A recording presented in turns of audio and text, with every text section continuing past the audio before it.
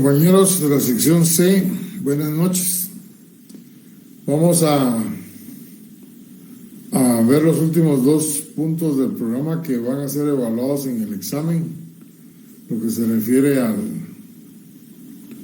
los arbitrios y a la doble tributación. Para los que todavía no han revisado, ya hoy en la tarde les envié los distintos materiales de la mayor parte de los puntos que hemos explicado por este medio. Lo único que se me pasó por alto fue enviarles las respuestas de los laboratorios, pero hoy más o menos como a las 9 de la noche los voy a estar remitiendo. Fue un mero olvido porque ya los tengo ahí grabados solo para enviárselos. Y con eso pues ustedes ya van a poder hacer el trabajo que les indiqué en días pasados. Vamos a empezar entonces a explicar esta cuestión de esta figura de los arbitrios. ¿Se recuerdan ustedes, para que nos ubiquemos, se recuerdan ustedes que cuando expliqué los impuestos señalé que eran pagos obligatorios de los cuales al fondo común se iban los ingresos y no había ninguna contraprestación? O sea, por ese pago que se hace al Estado, al ente central, al Ejecutivo, no se recibe nada a cambio. Y el dinero sí va al fondo común para que los utilice como su política fiscal. Las tasas señalamos que eran pagos en los cuales el sujeto manifestaba primero su voluntad para la prestación del servicio, y una vez que estaba manifestada su voluntad y se le estaba prestando, el pago se convertía en obligatorio. O sea, en el pago en la tasa siempre va a haber una contraprestación. Y señalábamos que hay tasas de arbitrio, tasas administrativas y judiciales. Cuando expliqué la contribución especial, les señalé que eran pagos obligatorios, al igual que los impuestos, pero también les indiqué que habían contraprestaciones que podrían ser personales o de carácter económico. Por eso les decía, la contribución especial tiene de la tasa y tiene de los impuestos. De estos últimos la obligatoriedad y de la tasa la contraprestación. El arbitrio, les he venido señalando que el arbitrio no es un tributo, que toda la doctrina, distintos autores se refieren a los tributos únicamente hablando de impuestos, tasas y contribuciones especiales.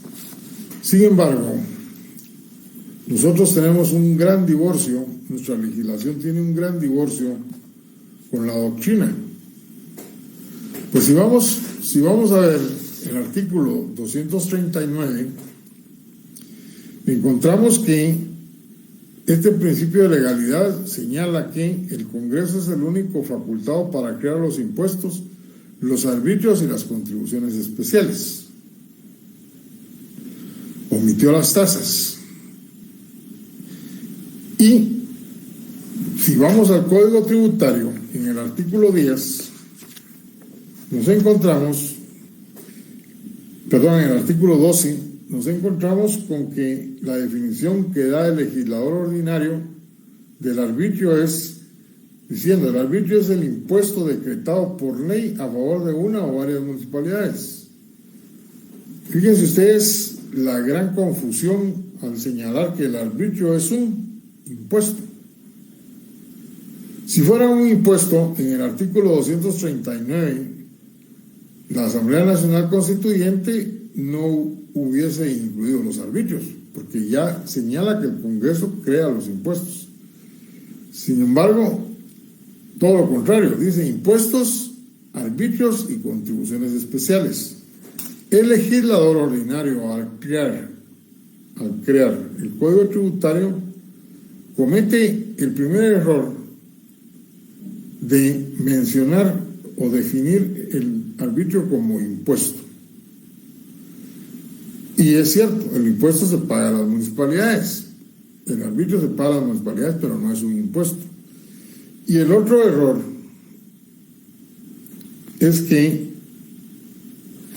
señala en el artículo 13 la contribución especial y la contribución por mejoras.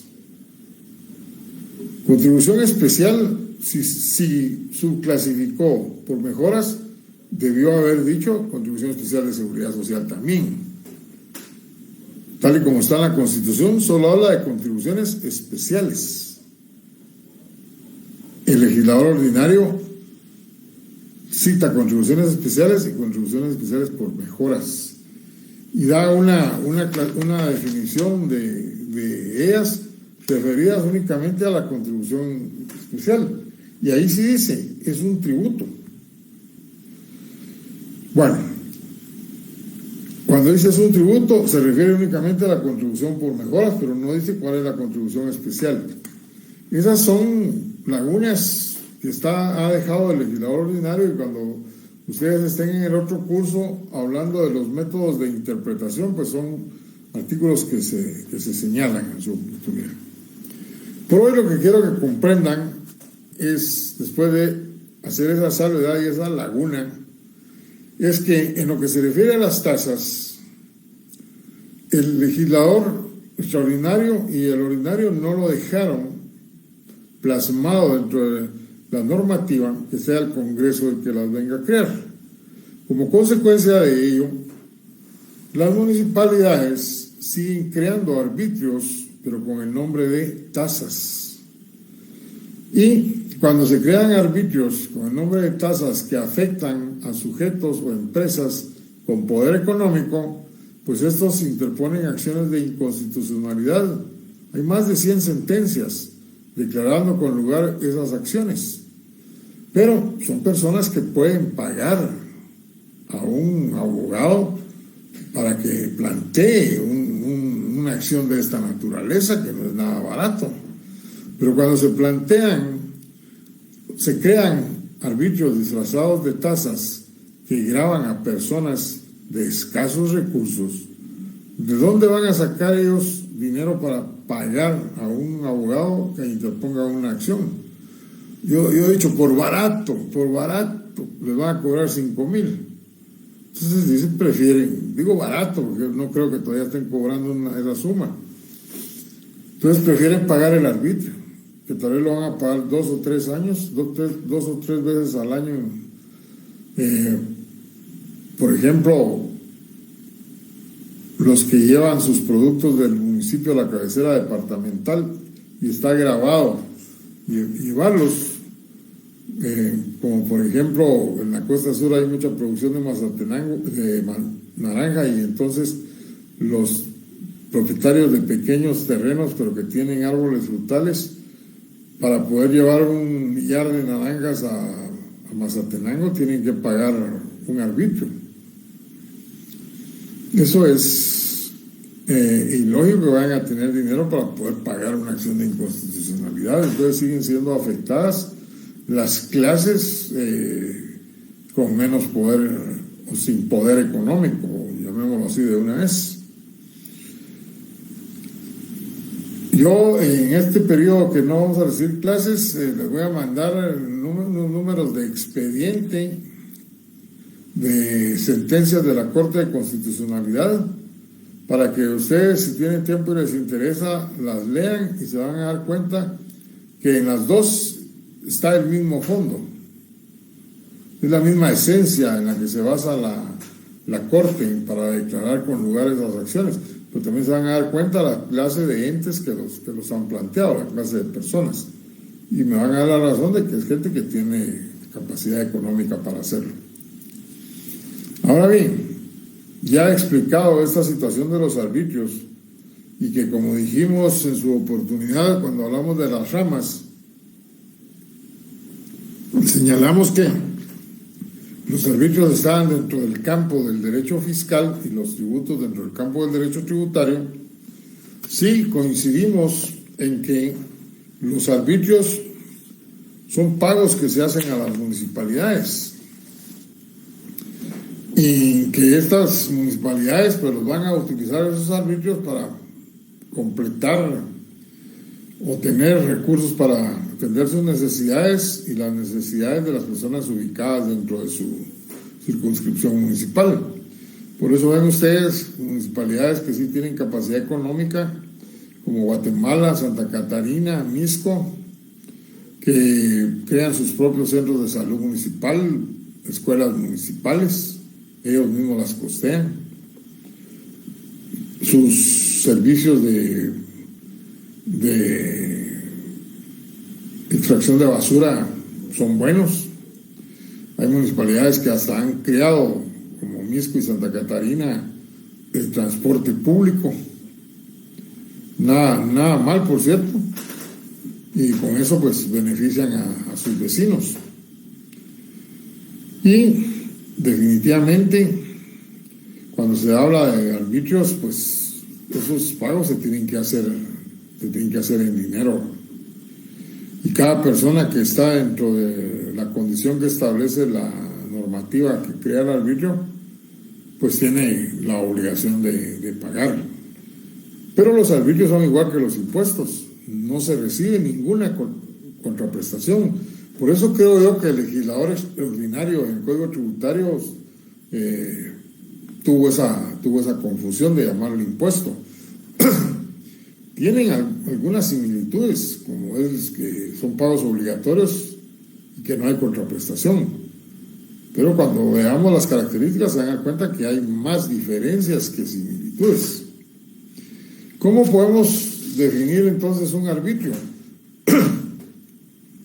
Son todos aquellos pagos que hacen los vecinos de una circunscripción municipal a la comuna, a la autoridad municipal, para que a la autoridad municipal, teniendo obligación de hacerlo los que se encuentran ubicados dentro de la circunscripción municipal, en base a lo que establece la ley, y que servirán para satisfacer las necesidades de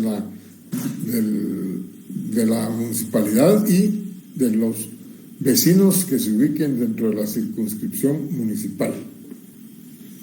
Bueno, ahí tienen una definición.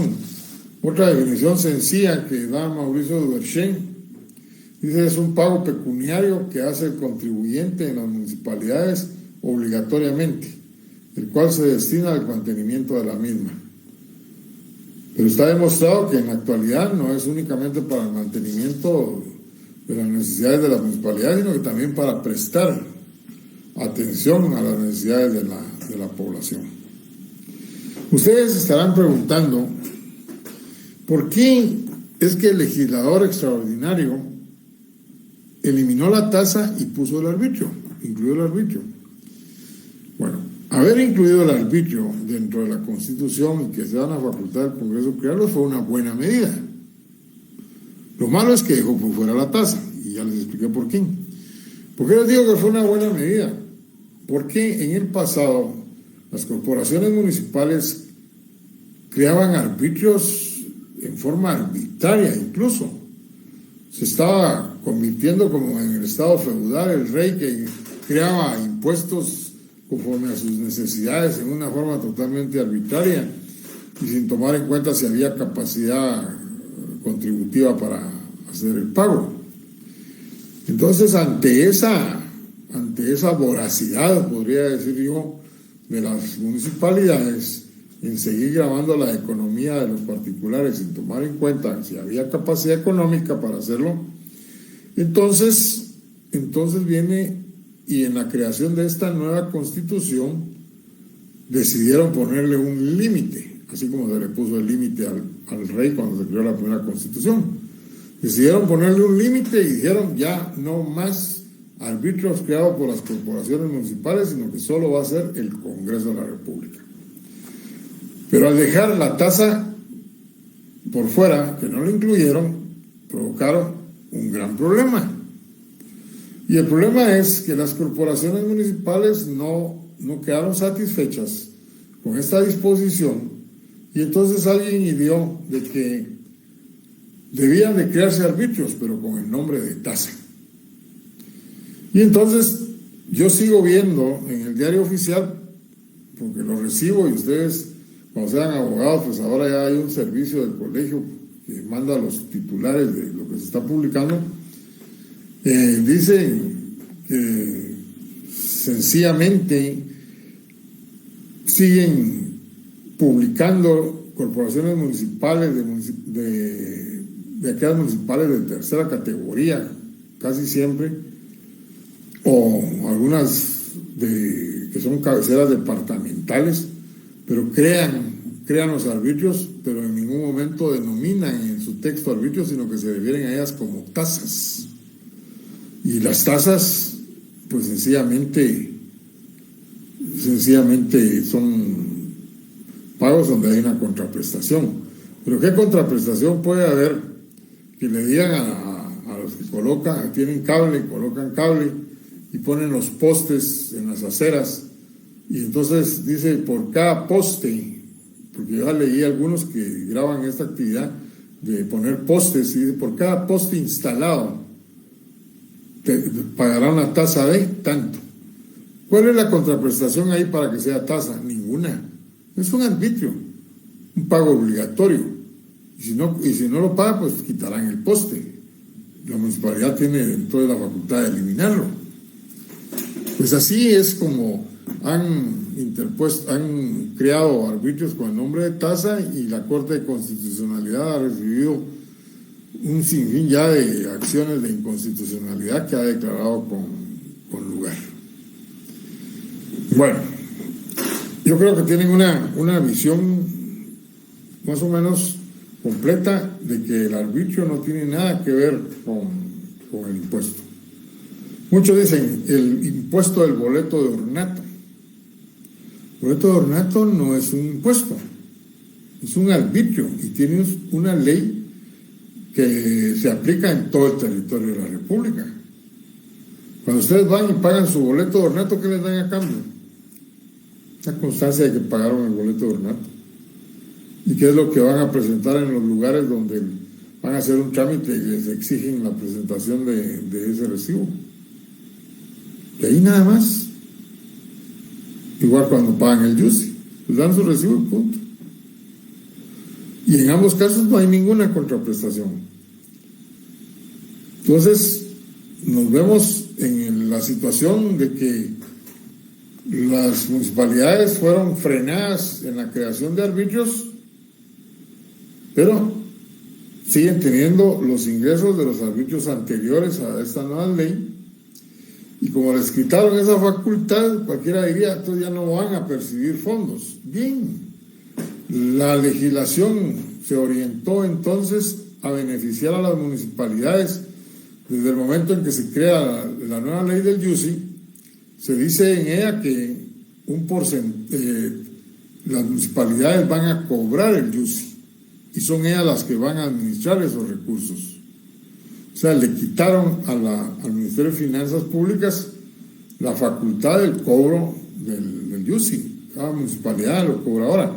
Hay muchas municipalidades que siguen sin cobrarlo. Les trasladaron todo lo que había que trasladarles para que lo hicieran, y sin embargo no cobran el YUSI. La otra situación de esto del arbitrio es que las municipalidades siguen creando estos arbitrios, pero con el nombre de tasa. Y entonces la mayoría de gente en el interior de la República, de esas municipalidades de tercera categoría, lo siguen pagando. Lo siguen pagando, y no hay quien por ellos en forma altruista interponga una acción de inconstitucionalidad. Veamos ahora lo que se refiere a las características de los arbitrios. Al igual que los tributos, se pagan en dinero. Al igual que los tributos, se rigen por el principio de legalidad. son pagos de carácter obligatorio. No hay contraprestación. Los exigen únicamente las municipalidades. Los fondos se utilizan únicamente por parte de la municipalidad. O sea, lo que recauda la municipalidad lo administra y lo utiliza.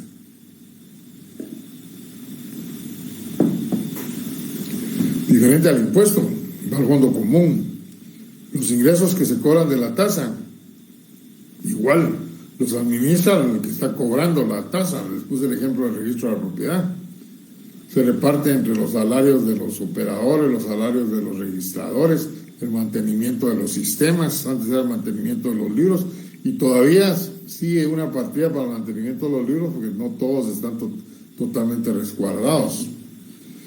Entonces, el dinero lo sigue utilizando el ente municipal. Su campo de estudio está dentro del derecho fiscal.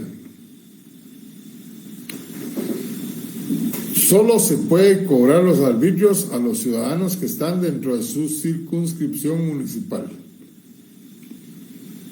Les voy a hablar sobre este tema ahorita. Y son creados por el Congreso de la República.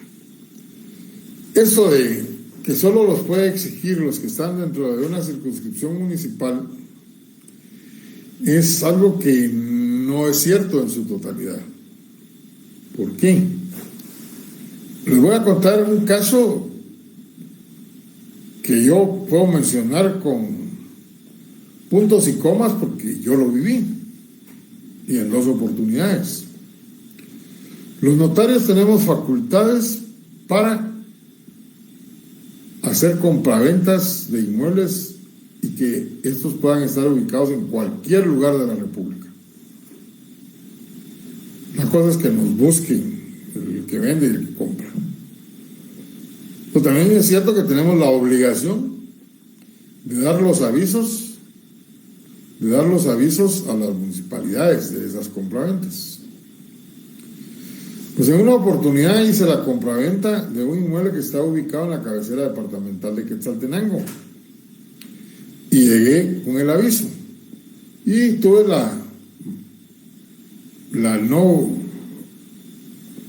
una situación embarazosa porque no me quisieron recibir el aviso si yo no acompañaba, independientemente de que se acompaña fotocopia del primer testimonio debidamente inscrito.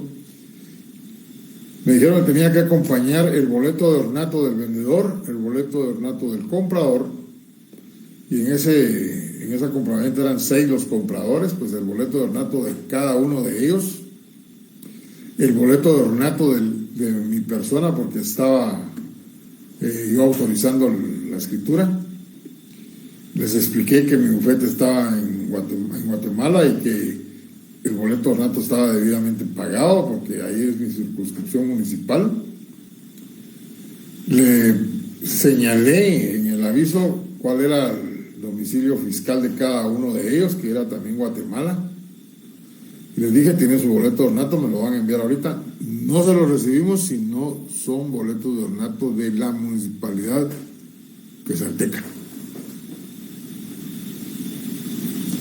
A uno como notario le interesa terminar rápido un negocio de estos para que le puedan pagar sus honorarios. Y cuando le digo yo, bueno, ¿y de cuánto? Porque ustedes acuérdense que los notarios pagamos 150. Entonces me dice, no, puede comprar del menor valor. Lo que necesitamos es que acredite que se está pagando el boleto de ornato aquí. Eso es arbitrario. El hecho de que estén allá los inmuebles no significa que yo tenga que presentar boletos de ornato de todos los que mencioné, aún sin tener su domicilio en el lugar. Y sin embargo lo tuve que hacer. Como 8 meses después, la misma situación con otro inmueble. Pero ahí ya iba preparado y ya les había dicho a los clientes lo que iba a pasar. Y se los entrego por si algún día van a hacer alguna gestión a Quetzaltenango en ese año, pues ya tienen su boleto de ornato para hoy. Bueno, ¿Cuáles son ejemplos? Voy a mencionar solo 4 ejemplos, porque existen muchos, de arbitrios. Piso de plaza, boleto de ornato, uso de rastro, licencias de construcción. Ustedes se recuerdan que la Sexta Avenida estaba llena de vendedores y apenas dejaban paso a los peatones. Y todos decían y escribían en los medios que por qué la municipalidad no los sacaba de dicha área, que la gente andaba sobre la calle, sobre la avenida, y que los accidentes de tránsito, etc. La municipalidad nunca hizo nada. Y la gente exigía esto, pero no sabía que la municipalidad había dividido los espacios y que cada comerciante que ahí vendía tenía su espacio, y por ese espacio le pagaba un arbitrio a la municipalidad, el piso de plaza. Y ese piso de plaza es el mismo que pagan los comerciantes que venden en los mercados. No sé si ustedes se han dado cuenta que a los que les gusta ir al mercado, desde luego, que siempre en las mañanas pasa una persona con el uniforme municipal, con un talonario, le da el talonario al comerciante, le da el dinero, está pagando su arbitrio de piso de plaza y le están dando su comprobante. ¿Hubo alguna contraprestación? No. Hay mercados que son del tren de limpieza, nunca pasa. Hay tirada basura que ya tiene hasta mal olor, o sea, ni siquiera lo mínimo de contraprestación. Entonces, ahí es donde señalamos los arbitrios, no hay contraprestación, y ahora ustedes saben la verdadera razón por la cual la Alcaldía Municipal de Guatemala tuvo que darles una ubicación, crearles un lugar específico para poder llevárselos. Primero fue lo de la 18 calle y no logró su objetivo. Entonces siguieron cobrando, y ya de último fue la famosa Plaza de la Mate, que fue para donde se los llevaron. Y ahora sí, con toda razón, llega la policía municipal y a eliminar a los que quieren vender en las calles del centro, porque ahora ya no tienen ningún derecho, no pagan ningún arbitrio.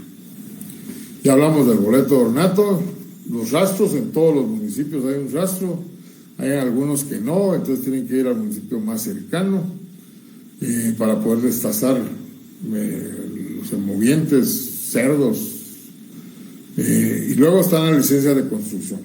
Alguien me preguntaba, ¿la licencia de construcción es un impuesto? No, es un arbitrio.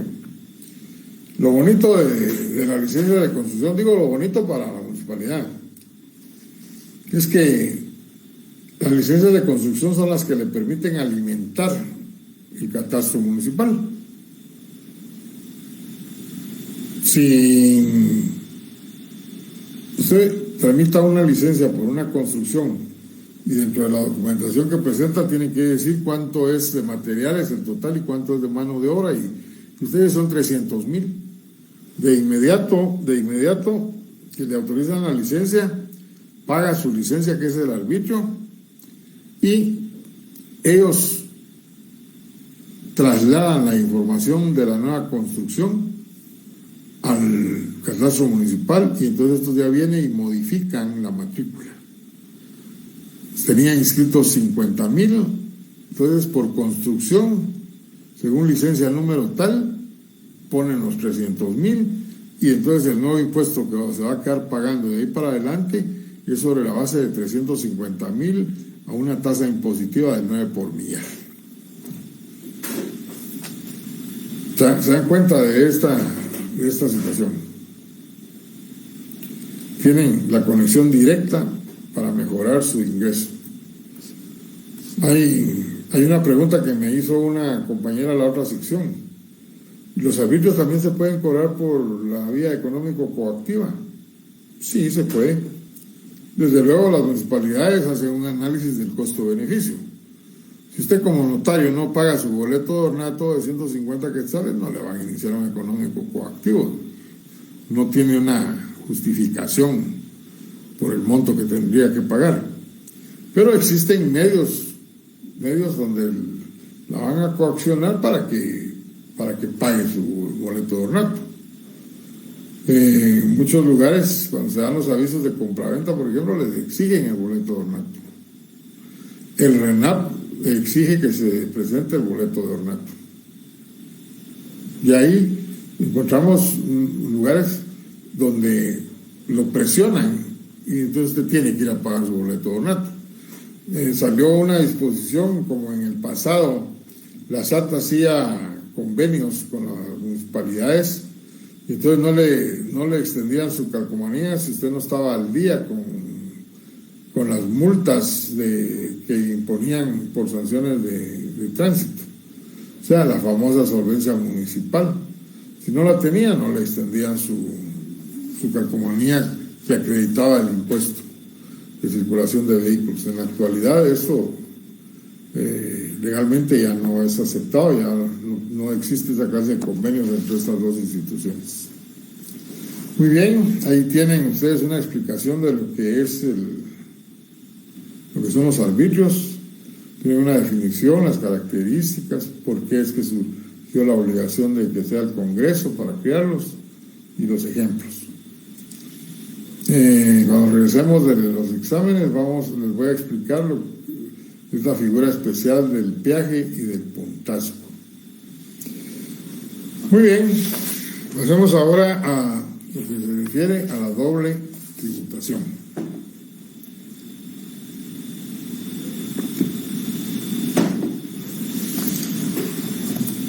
La doble tributación es un fenómeno de la tributación. En la tributación existen tres fenómenos. El fenómeno de la traslación, que hace los expliqué en el impuesto indirecto, que no opera ese fenómeno en los directos. ¿Y por qué se da la traslación? Porque un sujeto es el destinatario legal del impuesto, o sea, el que la ley señala, pero hay un proceso de comercialización de los productos en los cuales se va trasladando la carga tributaria hasta llegar al consumidor. Ese es el fenómeno de la traslación o repercusión. El otro fenómeno es el de la evasión tributaria, ya lo explicamos el día anterior, junto con la elusión y la economía de opción. Sin embargo, para que tengan un poquito más de información, les mandé un material del libro de Héctor Villegas para que lo lean. Y creo que ahí van a tener una mejor comprensión del tema. Y hoy que vamos a ver el último fenómeno, que es la doble tributación. Así, en términos generales, para que nos ubiquemos, la doble tributación es se da cuando en una misma fuente es grabada dos veces por dos entidades diferentes o por una misma entidad. Entonces, ahí estamos hablando de doble tributación. Sin embargo, la doble tributación puede ser interna o internacional. La doble tributación interna es cuando, como en el caso nuestro, el ente autorizado para crear un impuesto graba dos veces la misma fuente. Actualmente tenemos el impuesto único sobre inmuebles, que grava la tenencia de la tierra. Si el Congreso ahorita creara un impuesto y que le denominara impuesto territorial, pero que también grava la tenencia de la tierra, estamos hablando de que en el país, en el territorio guatemalteco, un mismo ente está creando dos impuestos que gravan una misma fuente. O sea, hay doble tributación. En el pasado siempre ha existido un impuesto único sobre inmuebles, solo que antes se le llamaba impuesto territorial. Y había otro arbitrio que ahorita se me escapó el nombre, que cobraba, pero solo se daba aquí en la municipalidad guatemalteca, de Guatemala. Y, ya me recordé, se llamaba arbitrio de la renta inmobiliaria. Y entonces, si Juan tenía su inmueble, le pagaba al ICABI el impuesto territorial y a la municipalidad le pagaba el arbitrio de renta inmobiliaria. Entonces muchos decían que eso era doble tributación. Ahora bien, pregúntense ustedes o analicen ustedes. Solo con lo que les acabo de decir, ustedes me pueden decir si es o no doble tributación. ¿Sí? Existía por la tenencia de la tierra el impuesto de renta, el impuesto territorial que se le pagaba al DICABI, y existía el arbitrio de la renta inmobiliaria a la Municipalidad de Guatemala. Decían, eso es doble tributación, estoy pagando 2 veces por la tenencia de la tierra. Sin embargo, no era doble tributación. ¿Por qué? Porque este pago de impuesto territorial se hacía porque es un impuesto, es un tributo, mientras que el otro es un arbitrio, se le paga a la municipalidad. Entonces no puede haber doble tributación, porque la doble tributación solo se da cuando se grava una misma fuente con 2 tributos, en forma específica 2 impuestos. De ahí el nombre de doble tributación, y los arbitrios no están dentro del campo de los tributos. Algo más que viene a reforzar el vacío, la laguna esta que tiene la Constitución y el Código Tributario. Ahí tienen ustedes un ejemplo de doble tributación aparente, pero que no es cierto, porque unos arbitrios de otros impuestos. La doble tributación en Guatemala interna, pues estamos hablando de la doble tributación interna, se podría dar en este momento que existe el impuesto único sobre inmuebles y se creara por parte del Congreso de la República otro impuesto que grave la propiedad con otro nombre. Y ahí sí, un mismo órgano del Estado está grabando 2 veces la misma fuente. Pero eso no existe. En Guatemala se ha dado por decir que existe doble tributación cuando compramos combustible.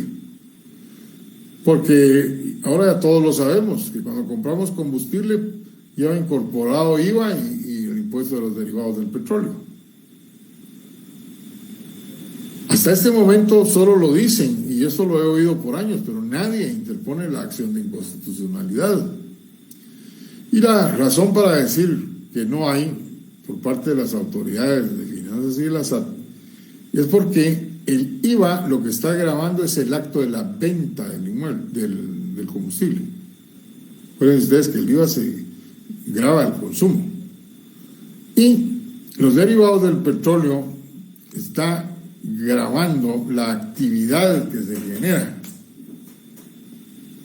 La actividad que se genera cuando se forma el diésel, la gasolina superior, y ahí es una actividad totalmente diferente a la que está grabando.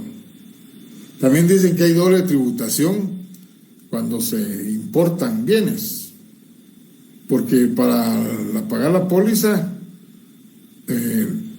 hay que pagar IVA, pero ese IVA se le llama IVA de importación, y hay que pagar el impuesto de importación propiamente, o sea, los aranceles que graban lo que se va a nacionalizar.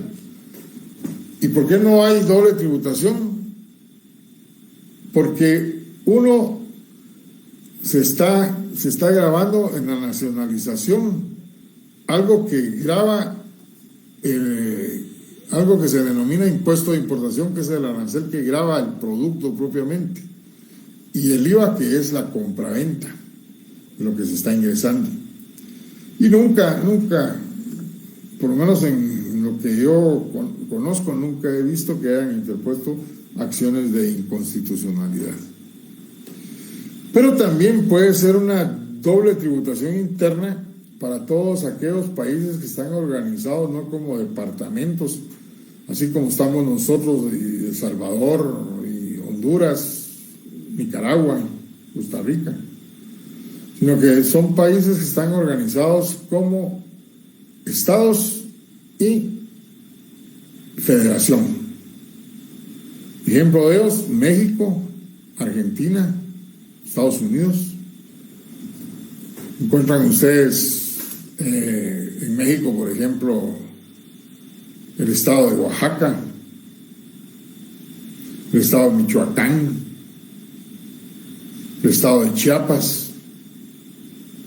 Pero en la capital de México, usted va a ir a encontrar que existen autoridades federales. Entonces encontramos que hay autoridades estatales y hay autoridades federales. Las autoridades federales pueden crear impuestos y las autoridades federales también, con la diferencia que las autoridades estatales solo pueden crear impuestos para que tengan efecto dentro de la circunscripción estatal, dentro de la circunscripción territorial estatal, mientras que la autoridad federal puede crear impuestos, va a crear impuestos para todo el territorio de la República. Y entonces suele suceder que la autoridad estatal crea un impuesto. Sigamos con el ejemplo de la tenencia de la tierra. Y la autoridad federal, con un nombre diferente, también grava la tenencia de la tierra. Entonces, dentro del mismo territorio de la República, se está dando la doble tributación, porque dos autoridades diferentes están gravando la misma fuente. En el caso nuestro, una misma autoridad está gravando la misma fuente con dos impuestos diferentes, distintos nombres, por ejemplo. A eso es a lo que se refiere la doble tributación interna. Y se da, esa situación se da. Serán en ellos mismos los que tendrán que evitar. Pero mientras no lo hagan valer los que están afectados, las autoridades estatales y federales pues lo seguirán cobrando. Igual en el caso de Guatemala.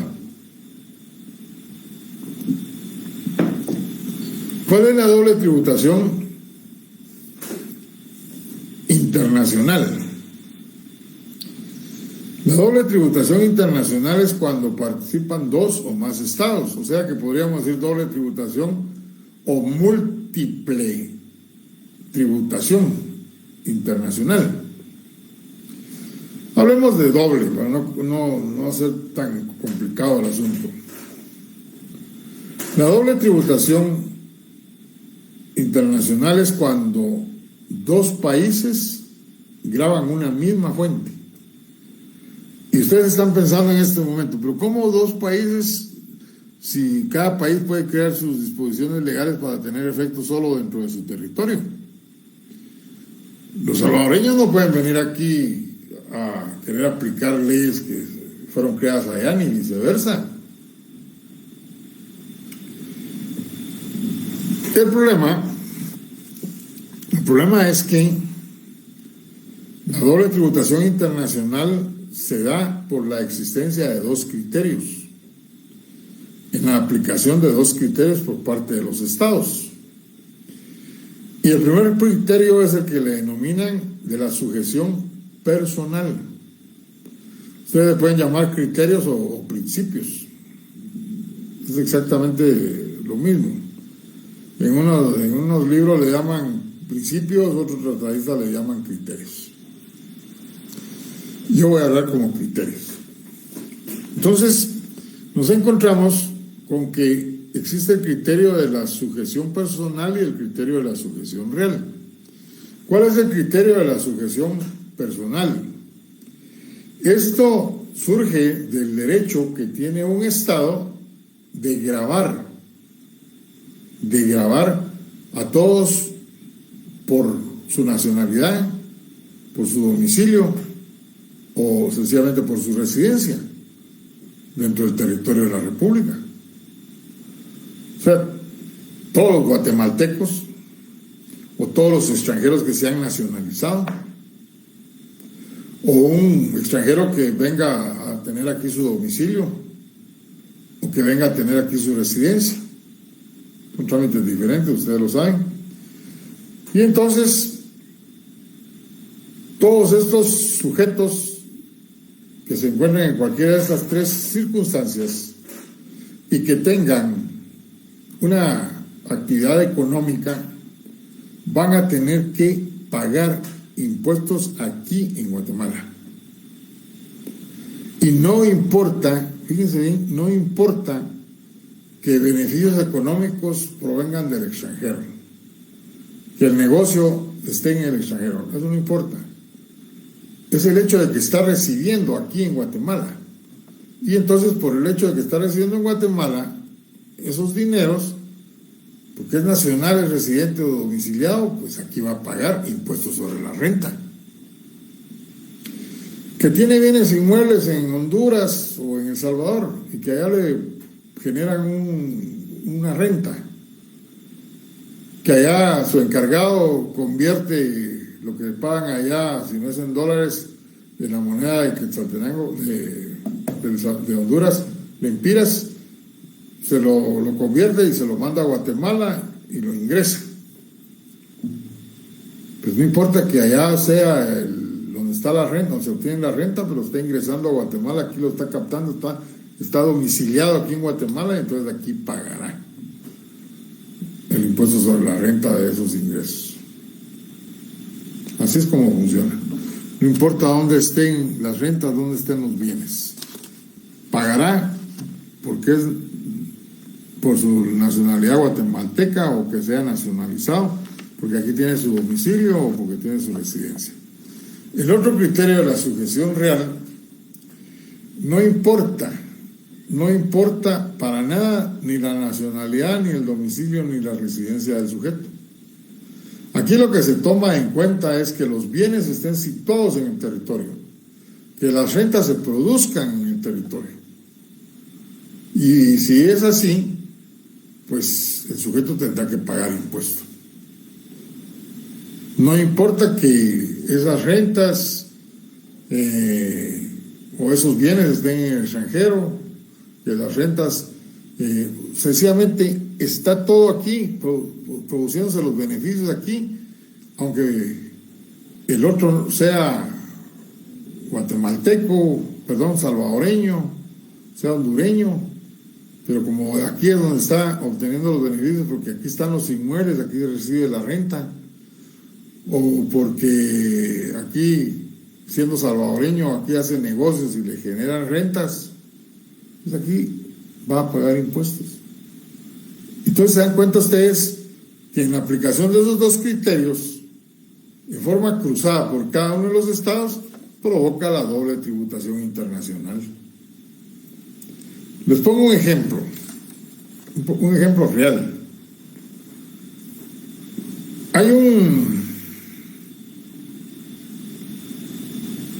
Hay una persona jurídica que realiza negocios de restaurantes aquí en Guatemala. Y entonces aquí paga sus impuestos, tiene propiedades, en otros son rentas las que paga, en otras son propiedades, donde se fabrican todos los alimentos, es propio. Y entonces aquí pagará sus impuestos y todas las ganancias que genera, pero desea expandirse.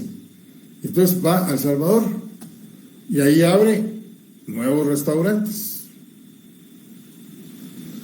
Y como tiene mucha publicidad y aceptación el producto, tiene buenas ventas.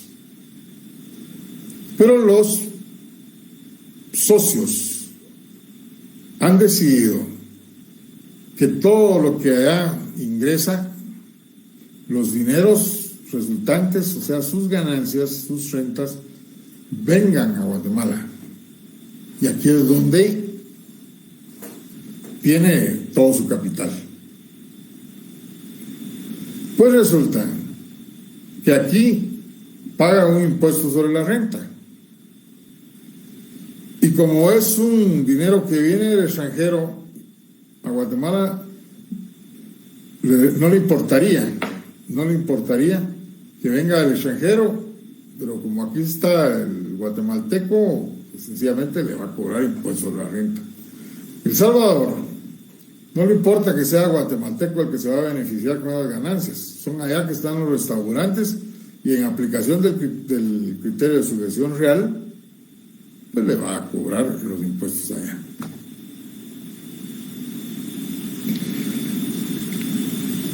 Otro ejemplo, las herencias. Don Juanito Sagastume, un hombre trabajador, expandió sus actividades, porque eran muy buenas aquí en Guatemala, y se las llevó a Costa Rica. Y allá también buen inversor, buen comerciante industrial, y también lo que allá establece le produce buenos resultados. Lo único es que nunca le ha gustado pagar arrendamientos y para todo compra inmuebles. Fallece y tiene 3 hijos, 2 hijos, y ellos van ante el notario y le dicen, bueno, queremos que todos esos bienes inmuebles que están en Costa Rica, aquí en Guatemala, pasen a nuestro nombre. Hay testamento, no, bueno, vamos a llevar un intestado y ante usted aquí en Guatemala radican el intestado. Usted les pide la información de todos los bienes para hacer el inventario. Y entonces le dice los bienes inmuebles aquí en Guatemala, le dicen los bienes inmuebles de Costa Rica. Les voy a poner mejor en lugar de Costa Rica El Salvador, y les voy a explicar por qué. Y entonces se lleva a cabo todo el proceso sucesorio, se hace el inventario, los activos, los pasivos, da la masa hereditaria, lo trasladan a la PGN para que haga el informe, para que dé el visto bueno, y ya puedan proceder a hacer el acta de declaración de herederos. Y luego de la declaración de herederos, ustedes lo trasladan al Departamento de Herencias, Legados y Donaciones, que está bajo la jurisdicción del ICAE. Es un departamento. Pero sí es un impuesto porque no está administrado por la SAT. Porque cuando se fundó la SAT, el Ministerio de Finanzas quería trasladar el departamento y aparte del departamento, el DICAE, o sea, el control de los bienes que existen en el país. Y si bien es cierto que tienen alguna vinculación, pueden ser totalmente independientes. Y como la SAT, el directorio, no aceptó esa condición, entonces el Ministerio de Finanzas caprichosamente dijo, entonces no lo trasladamos, y por eso sigue en el Ministerio de Finanzas. Eso fue en 1998. Pues bien, se traslada al Departamento de Herencias el expediente y hacen el cálculo del impuesto, lo mandan a la Contraloría para que dé el visto bueno y luego les notifican que tienen 10 días para pagar el impuesto. Lo pagan y ya extienden el testimonio, se presenta al registro de la propiedad y el registro de la propiedad inscribe a nombre de los 3 herederos los bienes ubicados aquí en Guatemala, o sea, en el territorio guatemalteco. Los bienes que están en El Salvador no los puede inscribir porque no hay ningún registro. Entonces, una vez que lo han hecho aquí en Guatemala, tienen que ir a El Salvador. Y en El Salvador lo presentan al registro, pero para los que no lo saben, en El Salvador no hay registro de la propiedad como aquí en Guatemala, el de Guatemala y el de Quetzaltenango. Allá en El Salvador, en cada departamento, en la cabecera departamental, hay un registro para los bienes que están dentro de su departamento. O sea que si esos bienes está uno en Sonsonate y otro en la cabecera, en la capital, tendría que ir a 2 registros. Nos supongamos que todos están en la capital Se presenta al registro y lo presenta. El registro se los va a rechazar,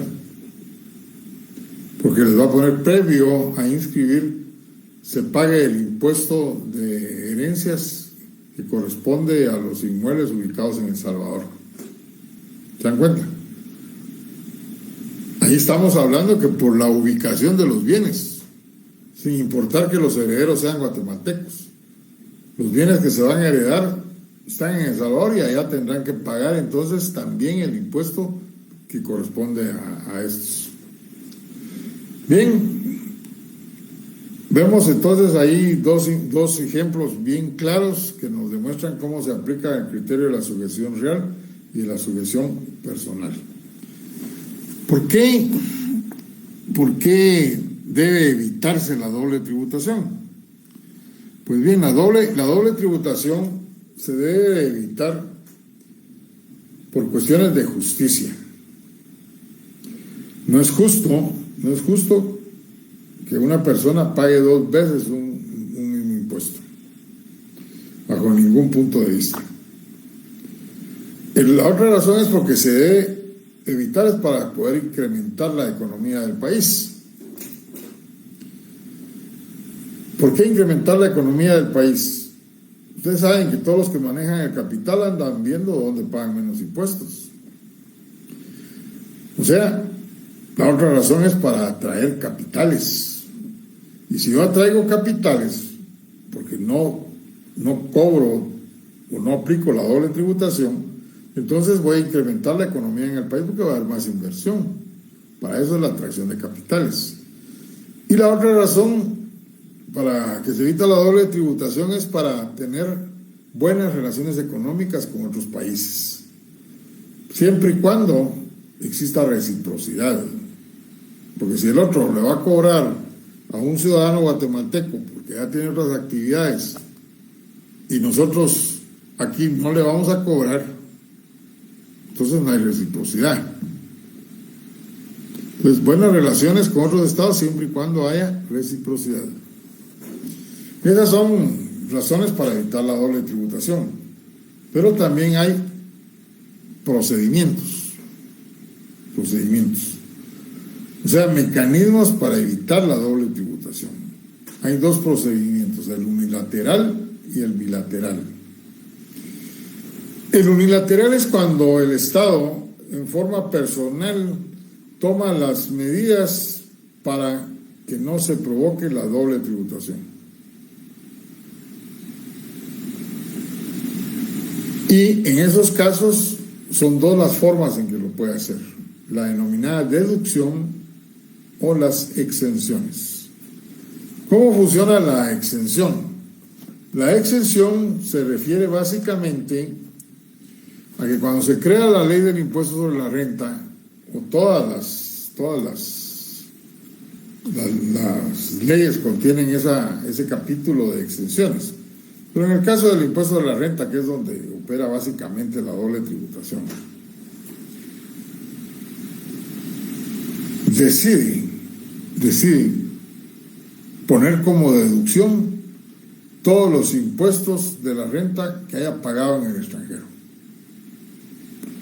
Y al deducirlos, los va a deducir de las rentas brutas que ha tenido. Rentas brutas se le llama al total de ingresos que tiene una persona individual o jurídica.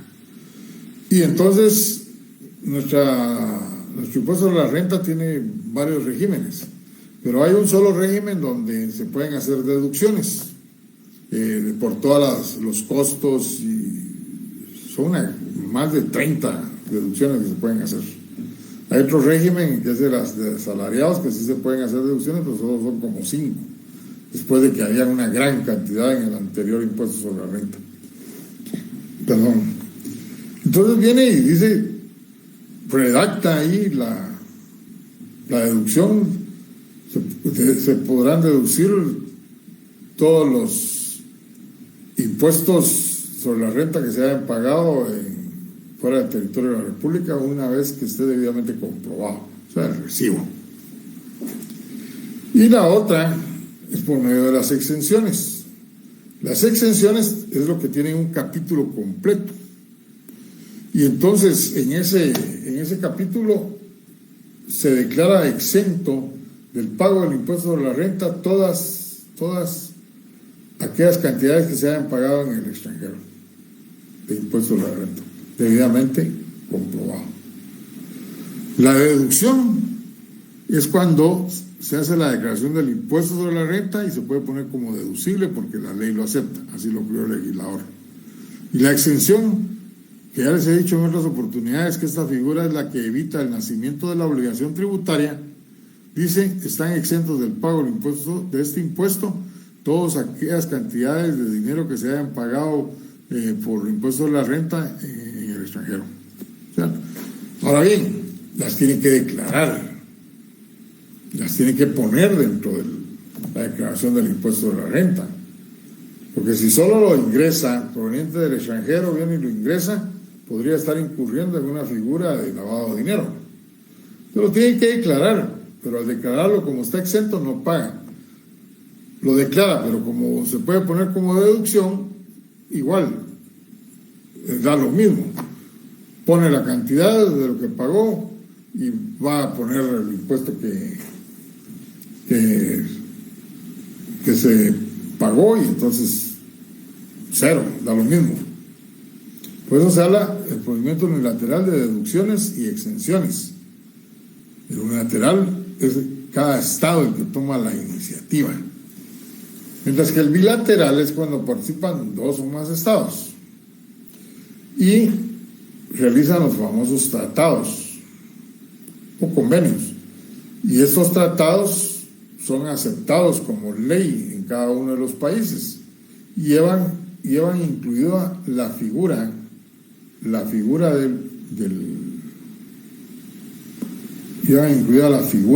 la eliminación de la doble tributación. O sea, debe ser, en casos nuestros, tiene que ser aprobado por el Congreso. Hay convenios que son realizados por autoridades inferiores, pero que cuando llevan implícito situaciones como la que estoy mencionando, deben ser aprobadas también por el Congreso. Muy diferente es darse convenios de cruce de información, y muy diferente es convenios que tengan que ver con el pago de impuestos. Si el Congreso es el único que crea los impuestos, es el único que puede decir por qué no se va a pagar el impuesto sobre algo que está debidamente establecido que se debe pagar. Cuando vean ustedes el otro semestre de la ley del impuesto sobre la renta, van a encontrar que Guatemala, desde que creó el impuesto en los primeros artículos, dice que el impuesto sobre la renta solo se cobra sobre todas aquellas cantidades o ganancias que se generen dentro del territorio de la República. O sea que si vienen del extranjero y ya pagaron allá, no tienen por qué pagar en Guatemala. Eso lo vamos a ampliar para los que estén conmigo, desde luego, el otro semestre. Bueno, señores, tienen ustedes ahí la explicación de la doble tributación. Yo les iba a mandar un material del tratadista Sergio de la Garza, de su libro de Derecho Financiero, pero eran como 8 páginas, y las 8 páginas están plagadas de información de cómo funciona las leyes allá en México. Y entonces los iba a perder prácticamente, porque nosotros no tenemos nada que ver con esas leyes. Entonces mejor agarré otros 2 libros y extraje el resumen que les estoy dando, porque para hablar de doble tributación, yo recibí un curso en el Instituto de Estudios Fiscales de Madrid que duró una semana. Ya se pueden imaginar ustedes todo lo que hay que hablar de doble tributación. La intención no es que ustedes hagan expertos en doble tributación, sino que sepan a qué se refiere la doble tributación y cómo es que opera, tanto en Guatemala como en países constituidos en federaciones. Les decía al principio a los compañeros que se habían dado cuenta que ya había mandado el material, ya lo mandé. De esto no hay material por la razón que les estoy señalando. Y cuando es así, han sido presenciales, sí se los he dado, pero porque yo de una vez lo entrego y lo explico y cada quien va viendo ahí su material y entonces puede subrayar lo importante. Entonces, ya tienen ustedes ahí el material de los puntos vistos y el de la evasión tributaria. De los arbitrios tampoco hay material. Cuando regresemos, en este ínterin, les voy a mandar el material del impuesto único. No lo di ahorita porque no quiero que sea objeto del examen. Es un impuesto que por años se ha querido implantar. Desde ahí lo van a ver ustedes, léanlo porque es muy bueno. El material ese es muy bueno. Y para que el día de mañana no les cuenten cuentos de que se puede implantar aquí en Guatemala. Es utópico totalmente. ¿Para qué les voy a evaluar algo que es utópico? No sirve, pero para conocimiento sí es bueno. Y les voy a explicar, eso sí, cuando regresemos a clases, les voy a explicar lo que se refiere al peaje y al puntazo. Que son dos cuestiones de la etapa feudal y que todavía existen en Guatemala. Pero les voy a explicar cómo es que funciona. Bueno, señores, yo no les puedo desear suerte para el examen de lunes porque esto no es cuestión de suerte, es cuestión de estudiar. Lo que sí les puedo desear es lo mejor, pero eso solo lo van a lograr si realmente se ponen a estudiar, a leer el plano, la ley, ya las tuvieron que haber leído. Prácticamente son dos leyes, porque esta ley de libre negociación de divisas, señores, es una ley con 10 artículos y el 10º es desde la vigencia. Lo que sí es que tienen que razonar los artículos, porque si no se van a confundir. Lean bien los casos que puedan venir sobre esta ley para poder contestar correctamente, porque aun siendo 9 artículos se equivocan por no leer el caso y ver el fundamento legal que se le puede aplicar. Nos vemos el día del examen, 20 puntos de teoría, lo califica el sistema, 20 puntos de práctica, lo califico yo imprimo los exámenes. En el examen pasado, tres o 4 compañeros tuvieron problemas con el tiempo en no presentar su examen en el tiempo que se les señala. Entonces, algunos les dice entregado con retraso, pero todavía me lo trasladaron a mí, el sistema. Otros los recibe, o a ustedes ya ni se los recibe, y yo menos que los vaya a recibir. Y recuérdense que de esos no hay exámenes extraordinarios. Ustedes deben de cumplir con la obligación de presentarlo en el tiempo debido. Y se les da lo razonable. Para los que no les gusta estudiar, no les alcanza el tiempo para estar hojeando todo el material, eso es otra historia. O para hacer las consultas con los demás compañeros, que también sabemos cómo están funcionando estos exámenes. Así que les deseo lo mejor. Ahorita a las 9 les mando el otro material de las respuestas de los laboratorios que se me pasó por alto, para que ustedes lo confronten y puedan leer los artículos correctos de esos casos. Y nos vemos entonces el lunes. Solo voy a ver, se me había olvidado ver si hay alguna pregunta aquí. Los que pidieron revisión ya anoté, ya tengo los exámenes en mi poder. Fernando, no se preocupe, mañana casi seguro que le doy la información. A ver, ¿qué otra? Sí, José Pérez me está preguntando eso de los laboratorios. Ya les dije cuándo, que un rato se los voy a mandar las respuestas. De ahí todos, buenas noches. Así que buenas noches, compañeros, nos vemos el lunes.